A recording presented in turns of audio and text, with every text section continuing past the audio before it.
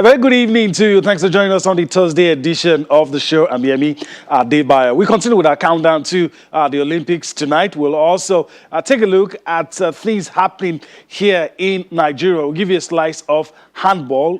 There's big news for handball lovers in Nigeria. We'll take a look at that. What's the update with Team Nigeria in Japan? We'll also do our best to fill you in on what's happening to Team Nigeria. They've arrived in Japan. We'll also, as we go on the show, talk about the ITO Cup, the semi-final fixtures, the decision of the NFF Appeals Committee that has just been made today with regards to Remo Stars. We look at all of that. Then, if time permits, we'll also look at the trilogy fight between Deontay Wilder and, of course, Tyson Fury. We'll look at the decision that has been made and, of course, what both boxers are saying from their camp. At some point, I expect that my partners on the show will join me. For now, I'm going to take you through some of the things that we have lined up for you, talking about the Olympics. But one start from home, let's start with handball on the show tonight. Biggest piece of news that we have from the handball sector is that Edo State will sponsor and host the National Division 1 Handball League for the next 4 years. As you know, the competition is currently going on in the male and female categories. You can see some of the pictures right there on your screen, and we'll talk about some of the results later on. And what we're going to do is to listen to the critical stakeholders, how the decision was made, how the decision was arrived at, and just to let you know that Edo State will be doing that, talking about the National Division 1 Handball League. Edo State will be in charge for the next 4 years, and I think that will help uplift the game in Nigeria. Let's take some reaction from that event. We'll come back to talk some more on handball in Nigeria. This is a very difficult match. Benue Buffalo has been in this league for the past 30 years. For we to beat Benue Buffalo is a big task, and we thank God we achieved this task this morning. Benue has been in Premier League, Malta Guinness for long years now. We are there with them before this Prudent Energy. This is coming as a new face. And this match is a deciding match for us. We are tied on a point. The winner will qualify for semi-final, and we carry the day today. The standard is very high. And in terms of the standard, I think I'm happy with what I'm seeing. A lot of teams have gone back after losing out in the last league. They've gone back and they've come back stronger. We've seen lots of academy teams also participating at this year's edition. I think the first thing for me is the idea that we can have a lot of teams spread all over Nigeria showing up for tournaments like this. No matter how the conditions, we can only get better. But I'm glad to see a lot of teams brazen up, looking for players. Some are training players from the very scratch, and they are coming up with teams to this championship of this magnitude. So I'm glad to see that the quality is increasing. I'm also glad to see that the number of teams are also increasing. That's it. Of course, the game you saw was between Correctional boys on your screen. They defeated Benue Buffaloes. You listen to the coach speaking. They also refer to as Correctional Services anyway. But so they defeated Benue Buffaloes. We're talking about the National Division 1 Handball League. You also listen to the chairman of the caretaker committee of the Handball Federation of Nigeria, Samuel Ocheo, impressed with what he has seen so far, and with the news that Edo State will handle this competition for the next 4 years. It's going to be a big boost. And also, some teams have advanced, like Correctional Service on your screen, have advanced to the semis of the competition. The competition is going on in the male and female categories, and of course, trust us, we'll give you more updates from this competition. A lot of good things happening with handball of late, and it's good to note that the administrators are doing their best to ensure that there's a steady growth in the game in Nigeria. Let's move on the show, and of course we are done with handball for now. We'll give you more updates later on. Let's just talk about the big one. Of course, the big one at this point, when we talk about the big one, we're talking about the Olympics and of course the Tokyo 2020 Olympics. So let's just get this out of the way quickly. Tokyo 2020 Olympics, it's 8 days to go. 8 days to go. We can feel it now.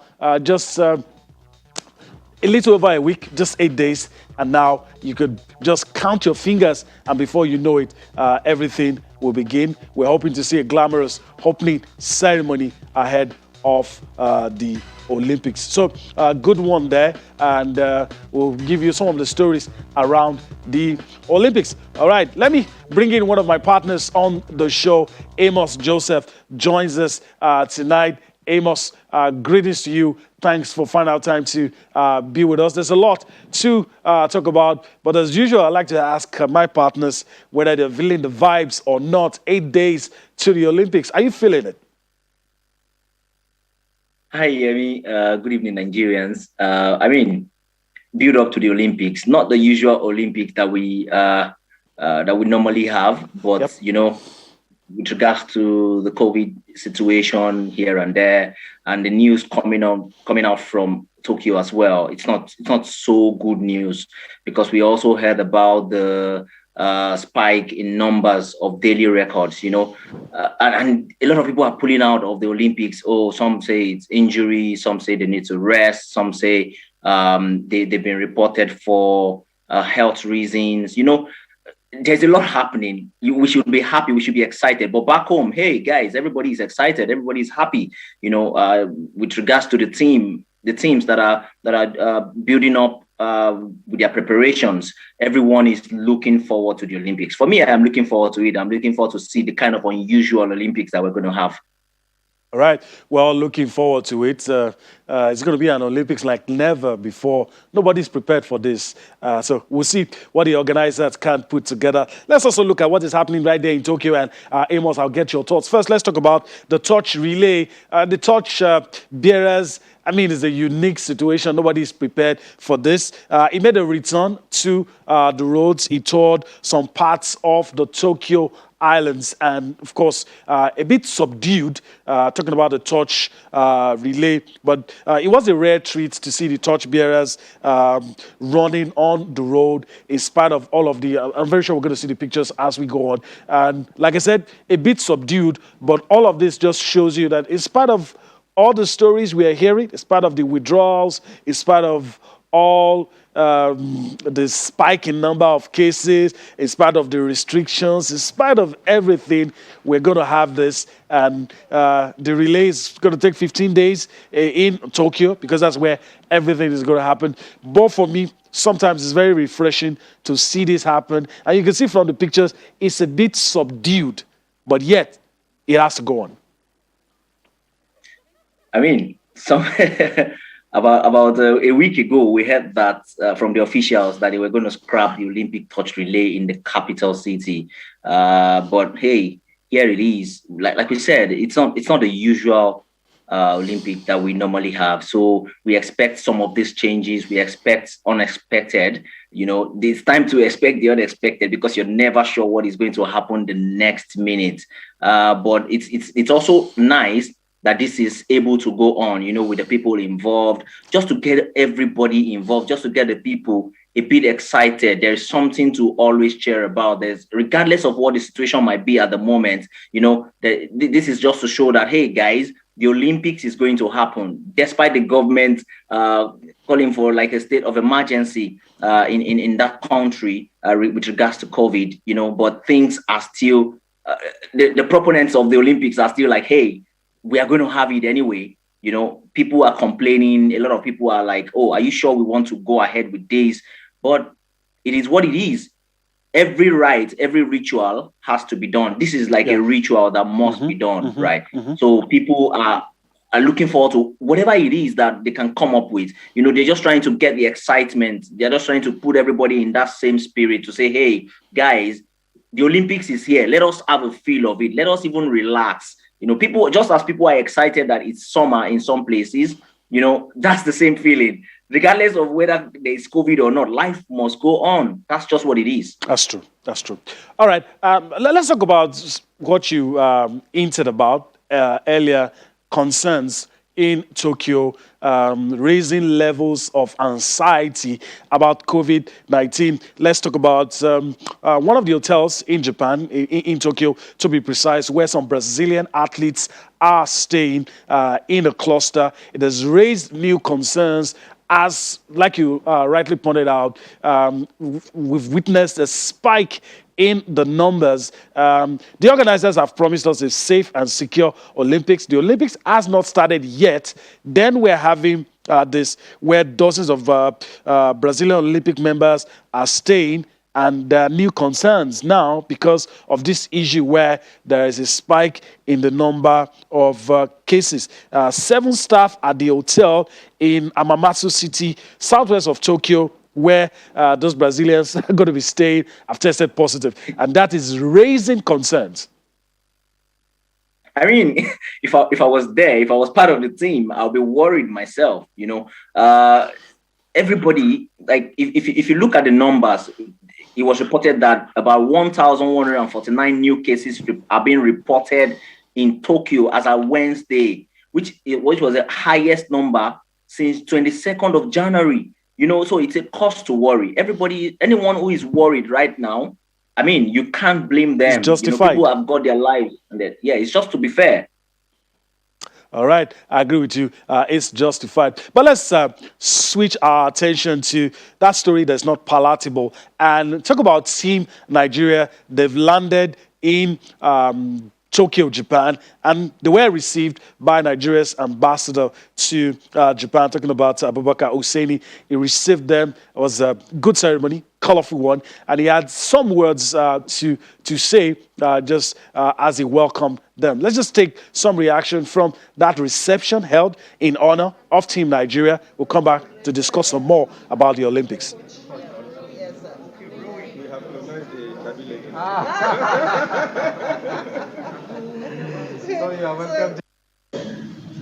We are happy to be here in Japan. Now,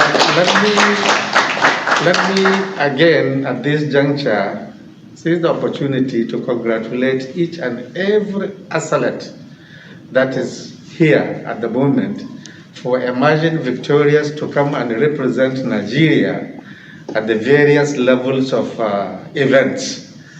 It is a huge success, and I know it wasn't so easy for each and every one of you to emerge, to have the ticket to come and participate at this level. It's an honor rally once in athletes, lifetime, but once it happened, then he or she has cause to rejoice and to be happy about it. Let me congratulate each and every one of you who are here to represent our nation. And let me also say, up to this time, the report we have been receiving, we have been in touch with the officials so far yet to come. And I believe I will have cause to come here at least when all the officials and all the dignitaries must have arrived, then I will have time to come and see you again, and then to also wish you good luck. Therefore, I think on behalf of the Embassy of Nigeria, Federal Republic of Nigeria here in Japan, I welcome each and every one of you, and I wish you you will emerge victorious in all the events you are going to participate. Count on us at any time you have cause to require for anything, for any assistance, for anything that you think the embassy can do for you, including consular services and everything that you feel the embassy should come to your assistance. Please do not hesitate. Through your leadership, individually or collectively, you can approach us. All right, Ambassador Abubakar Hussaini, there, of course, receiving the athletes, currently camped in Kizirazu. Let me just ask you, Amos, they've landed there, but they're ready to compete. But all of the stories we're talking about, do you think it's going to play on their minds? Will it affect performance? That's what we've been looking at in the last few weeks. COVID-related issues, the fans not being allowed, spectators not being allowed to the venue. We don't know what the opening ceremony is going to look like. So everything is going to be different. But do you think that will affect the athletes when they get to their events? Are we going to see records? Things like that. I mean, I'm going to relate it to football now. We just saw what they did at the Euros 2020, and it was a marvel. It was marvelous. We saw the organization. We saw how teams traveled. You really have cases where teams recorded infections, except for maybe when a few players in the English national team reported their cases. That tells you that, hey, when people say they can do it, they can really do it. When it now comes to the teams participating, especially for Nigerian national team representatives, what I'll say is, they don't have to. The situation is the situation anyway. And if you look at basketball, some of these guys are coming from the NBA, where despite the COVID situation, the season has gone ahead, as well as even those who are coming from Nigeria, those who are based in Nigeria or those who are based in other parts of the world, they've gone ahead with their lives. In the same vein, I would really advise that everybody focuses on what is at stake. The COVID situation is there. We cannot deny the fact, but life must go on. The focus should be the tournament. You are going to have one of those distractions.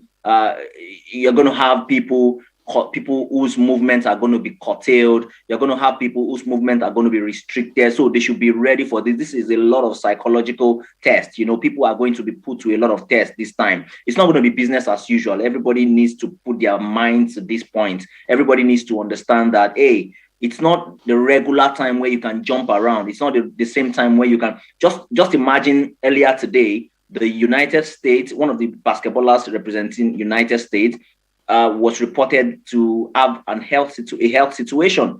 It could be COVID, it could be something, but they don't want to be specific. But they're already saying, someone in the team might be replaced. But we already know that it's because of COVID. And this player recently at a press conference was not seen wearing his face mask. And then when he was leaving, according to reports, he had to put on the face mask. It's not business as usual. Everybody needs to come to the realization that, hey, it's time to be very careful. It's time to live your life cautiously, despite the games. But one joy or one thing that we can be sure of is that based on what the IOC has confirmed, whatever is needed for testing ahead of the games would be done. Players, officials, and participants will be tested constantly, So these are some of the things that we are faced with, but we just have to live by it, All right. That information you reminded me of just sent my mind racing. We just played against the United States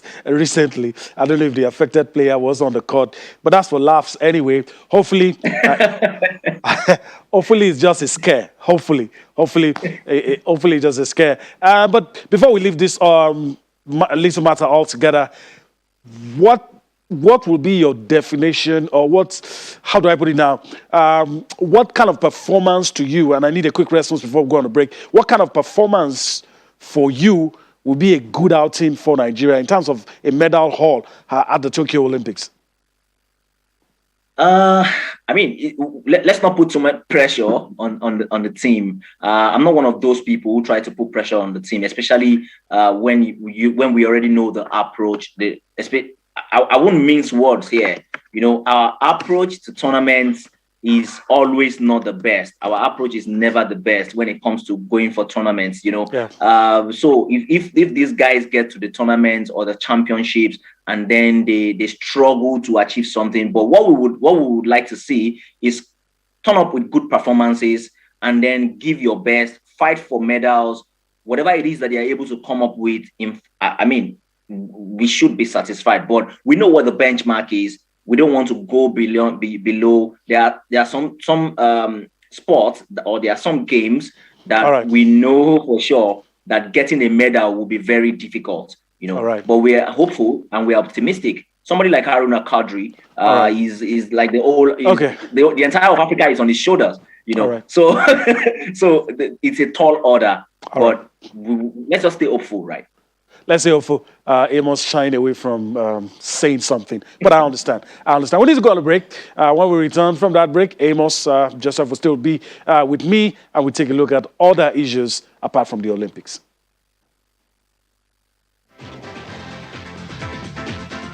All right, welcome back. Still have Amos Joseph with me, and we're taking a look at all the issues in sport. A lot of interesting things going on right about now. Amos, I know I said before the break that we're done with the Olympics, but you said a couple of things that will make me go back to Tokyo. You didn't set a target. You didn't say the number of medals that will be a good outing.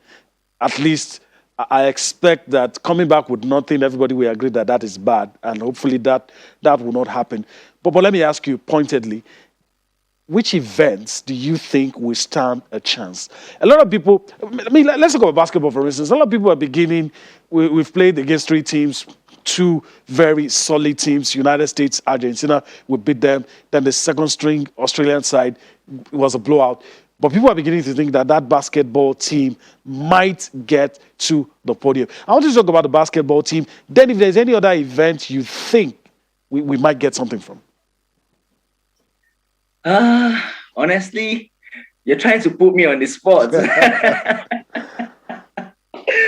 Okay, so, for me, I would say that, like I said earlier, I'm not one of those people who try to, I like to look at the way we're prepared for the tournament. In wrestling, I'm a bit optimistic with wrestling. I like what the basketball team have done. What they've done, they've shown that they are ready to compete. They've shown that, hey, beating United States was possible or is possible.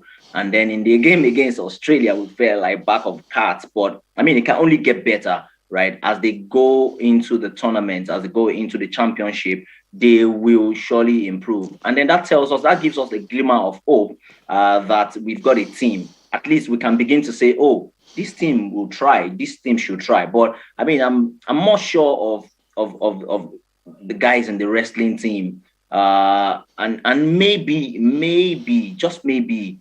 In table tennis, we should be able to stand our chance. And then in athletics as well, never write them off. Where you've got the likes of Blessing or Kagbare, you've got the man I never expected it. We are going to expect. Yeah. We should expect.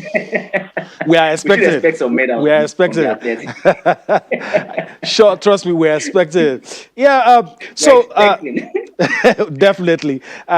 Definitely, Amos. All right. So let's talk about China a little.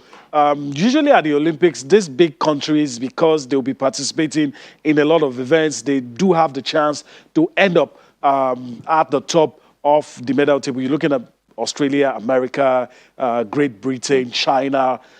Even though Russia has been disgraced, if they win anything, it's not going to count for them because of all the issues that they have. But of course, the Russians too, they come up big at the Olympics. But for a minute or two, let's just talk about China. China will send 431 athletes to the Tokyo Games as part of a 777-member delegation. This is quite funny to me because if it was Nigeria, we probably have made a big deal of this. 431, but they're coming with a contingent, a delegation of 777. The country has let the world media know that that's a contingent they're coming with. Out of this, we have 298 female athletes, 133 male athletes. And I don't know if it surprises you. Even yesterday, we're trying to x-ray. I think the Australian team, we realized that they had more females than male, and China too coming up with all of this. So if you look at China, for instance, potentially, do you see them as a country that could say, for instance, give the United States, who's always everybody's favorite, a run for their money? I mean, if you look at the because of their population. Yeah, sure. So any day, anytime, going into tournaments such as the Olympics, no number is always an advantage. You know, when you have enough participation in enough tournaments, when you're participating in as many tournaments as in as many games as possible, you know, you're guaranteed medals in all sort of games. You know, earlier in the year, I think sometime last year, some people were talking about, oh, squash not being, you know, some people would wish that, oh, we wish we had this game. But if you look at the games that they're going to be participating in, many countries do not even participate in those competitions, in the games, and then they would most likely come top. If you look at the all-time record, China are about maybe fourth position behind United States, Britain, and all. They're about the third. You know, they've won quite a number of medals based on their numbers. You know, and that tells you that number is an advantage, because if you have a lot of contingents, if you're participating in several games, the chances are higher. You know, like Nigeria, we're only participating in 10 games at the Olympics, and then we have very few contingents going. So, I mean, it's a shocking number, but never be shocked, because if you look at those games that are going to be participating in, you would realize that, oh, some games might have as much as maybe 10 people on a team, and then you're like, oh, okay, that perhaps explains why they have that huge number. All right. As a fallout of COVID-19 cases reaching a 6-month high, I mean, you already talked about it. The organizers are saying, I find it a bit amusing now. The organizers are saying that athletes who win medals will have to put on their medals themselves. There's no ceremony where one person takes, because they're trying to ensure there is no spread. We're going to see a lot of strange things happen at the Olympics. So you win your medal, you pick it up yourself. I mean, how about that, for instance? I mean, I mentioned earlier that, we're going to experience a whole lot of new stuffs. It's an unprecedented time, right? So let's expect the unexpected. Let's expect a lot of things to not go the same way, the usual way that we are used to, right? 2 meters apart, 2 meters distance. You know, everybody wants to be careful. Even the presenter of the medal wants to be careful. He wants to be sure that he's not too close to comfort. He's not too close to the person who is handling medal to. And I can tell you for a fact that the receiver of the medal himself or herself wants to be safe. So, I mean, it's just fair enough to say, oh, it's all right. Let's just take it as it comes. But I'm still trying to struggle with the reasons of going ahead with the event, which is the Olympics. You know, a lot of people are still struggling with the fact that things are going to be done in an abnormal fashion. Things are going to be done in an unusual fashion. But some people are yet to come to terms with that. But I also feel like, oh, you know, this part of me, there's like, it can go on anyway. We've seen that football can go on. Football is a contact sport any day, anytime. If contact sports could go on, trust me, the Olympics could go on. It's just because this is going to be happening in one country, right? It's not like the Euros where you had it's happening in the UK, and then it's happening in another country. It's happening in Hungary, and then they are going from different stadiums to another. You know, but this is just one nation that all of this is going to happen. But let's just see what pans out. You know, everybody has to receive it the way it comes. All right. If you're going to pick up your medal yourself, you just have to do that. Right. All right. Those are the times we live in. So we're going to get used to that. We're done with the Olympics, Amos. So we're moving on from the Olympics. Let's talk about football now. We'll start with the ladies, the Super Falcons. I mean, it's no longer news that they're preparing for the Aisha Buhari Invitational tournament, the women's tournament. It's going to see about 6 African countries compete. And you have some players have been invited. And I'm going to quickly quickly reel out the names. It's going to come up on your screen. Then we're going to talk about the purpose of this event and what the NFF hopes to achieve with this event. Right there on your screen, you have the names: Tochukwu Oluehi, you have Chiamaka Nadozie. Those are the goalkeepers. Patience Okeke, Yewande Balogun. She plays in the United States. You have defenders: Gloria Ogbonna, Osinachi Ohale, Esther Ogbonna, Chidima Okeke, Onyechi Zog. You have Nicole Payne, new member of the team. You also have Michelle Alozie. She plays in the United States. Megan Ashley. You also have Josephine EJ, who also plays in Sweden. For the midfielders, Rita Chikwelu needs little or no introduction.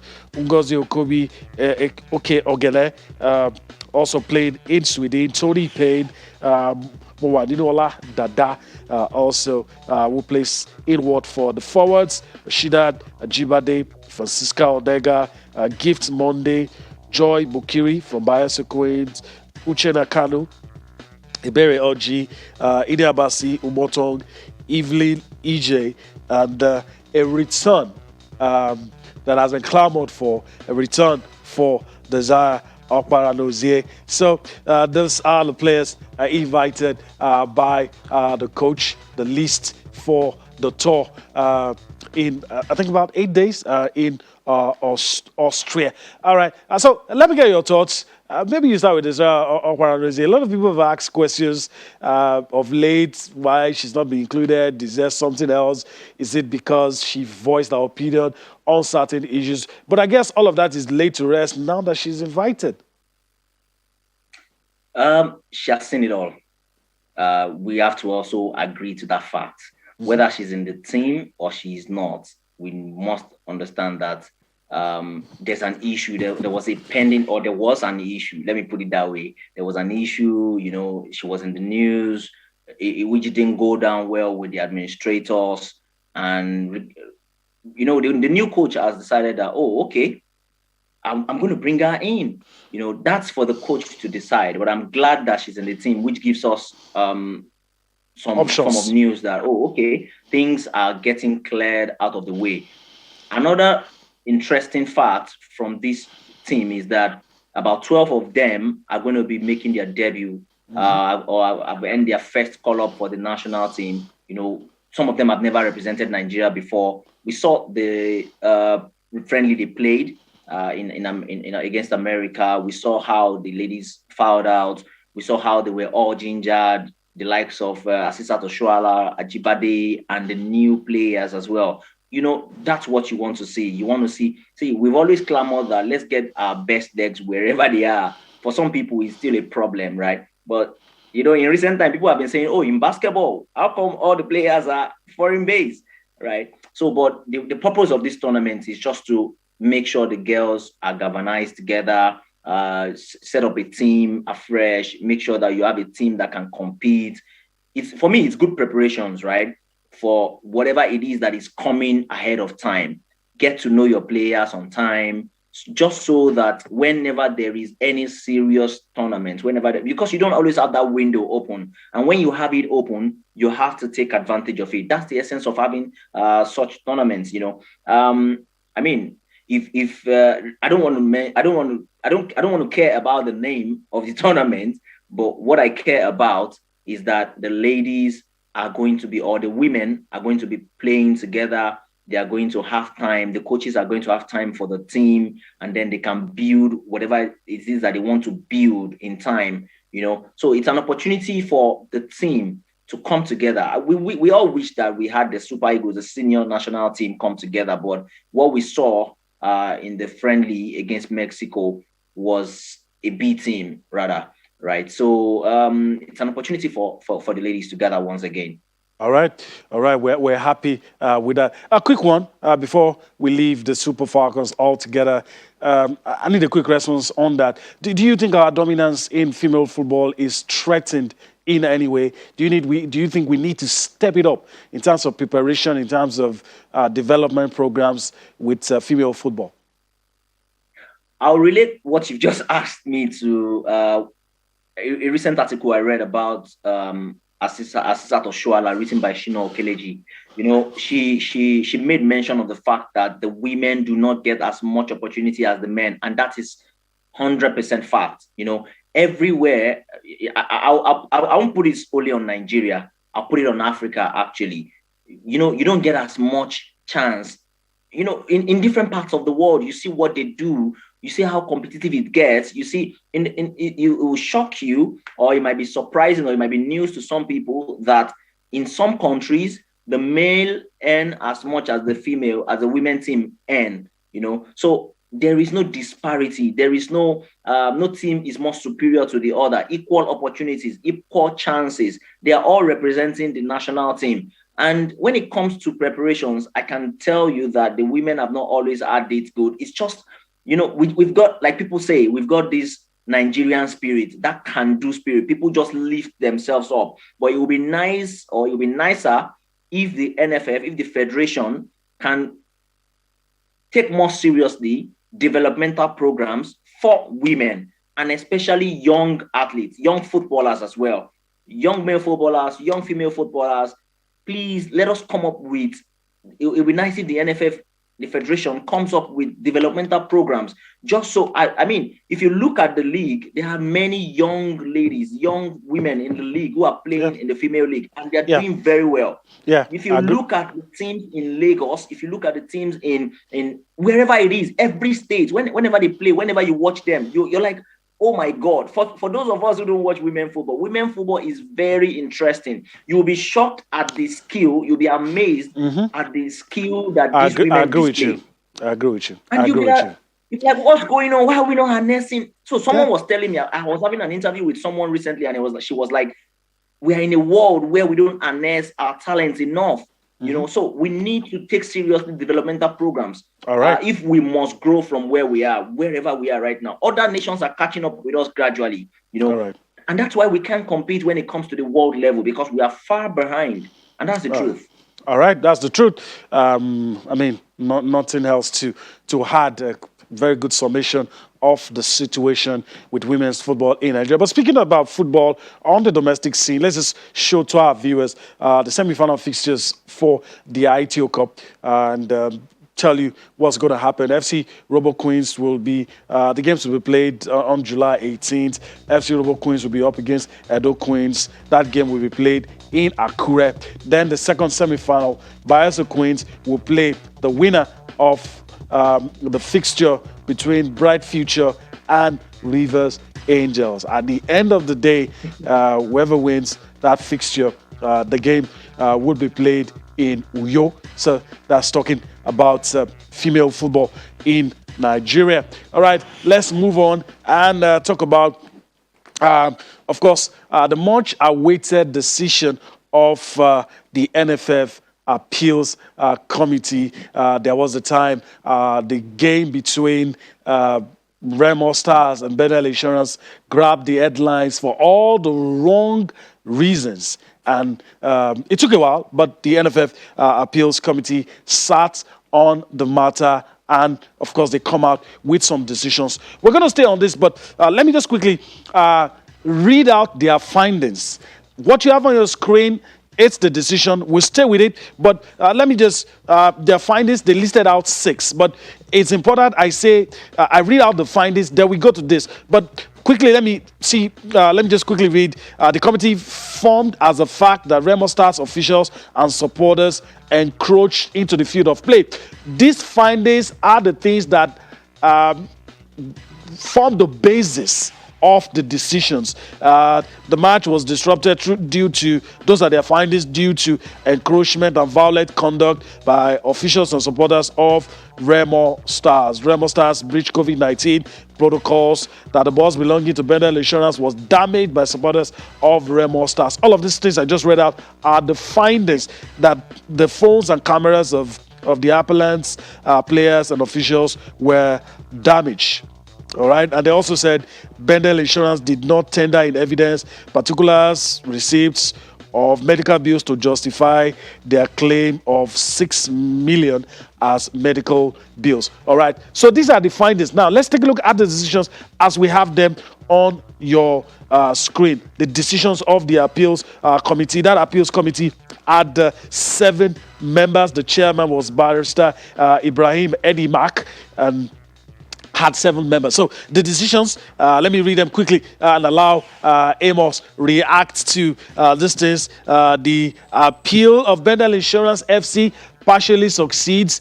Remember, the deputy governor had said if they feel that justice was not seen to be done, they might withdraw from the Nigerian National League.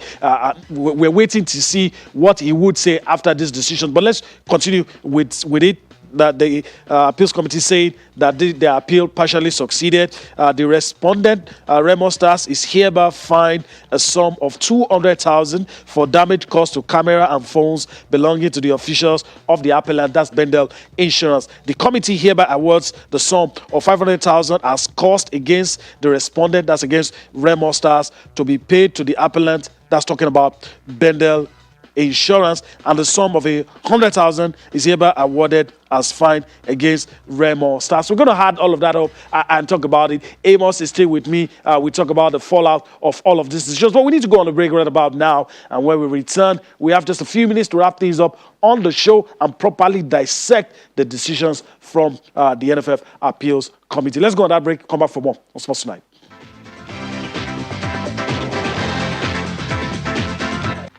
And so some of the things that we've put up for you are some of the things, quite a number of things listed in all of that.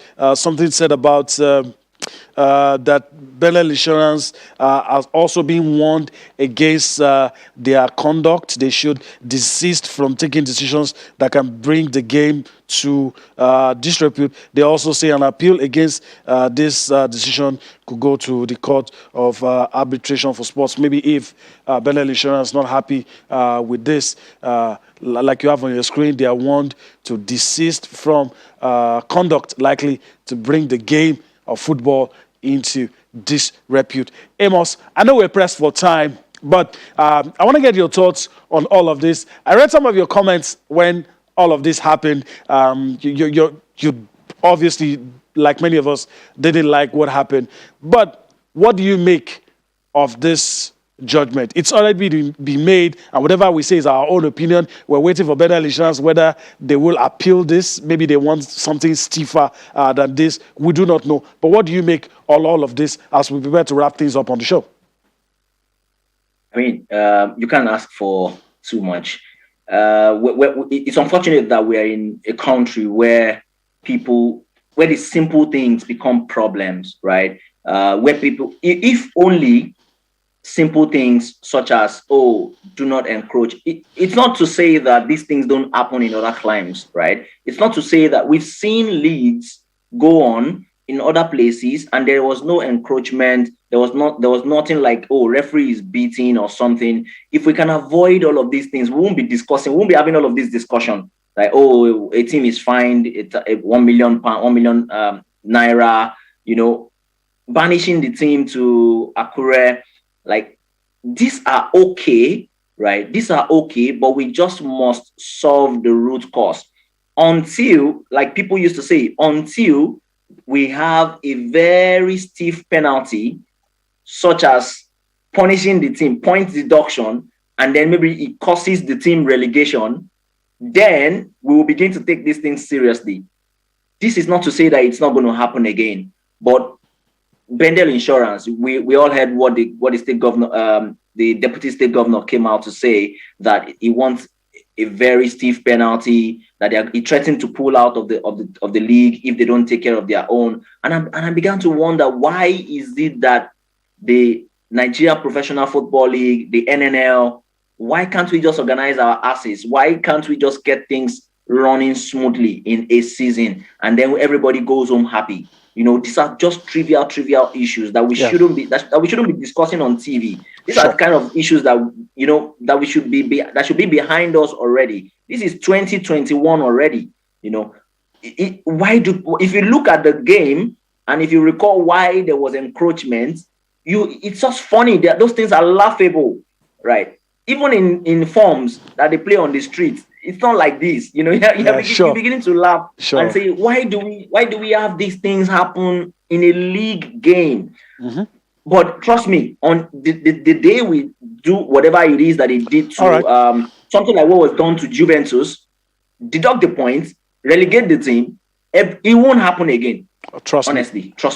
I agree with you on that as well. All right, we'll wait to see the whatever reaction Benel Insurance we have to this. That's the next thing to look. But before I let you go, Amos, the trilogy that we've all been waiting for, it's been rearranged for October. Tyson Fury, Deontay Wilder, and what I've been talking to, Deontay Wilder says, look, I'm going to show this guy what happened was a mistake. I knocked him out unconscious. You know I'm good. Even when he beats me, he couldn't force me off the ring. Then Tyson Fury says, look, I have nothing against him. I just like smashing anybody that is put in front of me. I mean, both fighters talking tough. But we know the reason why, COVID-19, the reason why this trilogy not going on as planned for July. But your thoughts before I let you go on the rearranged fight. I mean, this is another big money fight. You know, you always have all of these fights, and what makes these fights interesting is all the behind the scene talks, all the preparatory clashes. You know, these are all the things that makes these fights very interesting. You know, we're all going to see a very big fight. We expect that it is going to live up to its billing, because sometimes we've seen some of these fights and then they don't live up to its billing. But we hope that all of the talks will be put to action come October 9. And then both Wilder and then Tyson Fury will be able to come out to say, oh, this is the winner. But Tyson Fury, hope he doesn't get too furious for this fight. And then he doesn't get too furious. Hopefully that doesn't happen. We have to see a good fight when this fight takes place on October 9. Can I force a prediction out of you? Tyson Fury, Deontay Wilder, part 3. Who do you think will win? Can I force that out of you? Tyson Fury, straight away. All right. That's a good place to leave it. Amos Joseph, I want to thank you for your time on the show tonight. It was fun doing this with you. Hopefully we get to do it some other time. Thank you so much. Good night, Nigeria. All right. That's our friend Amos Joseph giving us his analysis, his thoughts on all the issues in the amazing, fast-paced, money-spinning world of sports. That's the show tonight. Thanks for being with us. We'll back again tomorrow to give you another hour of sports as we love to do it. I'm Yemi Adebayo. Bye-bye.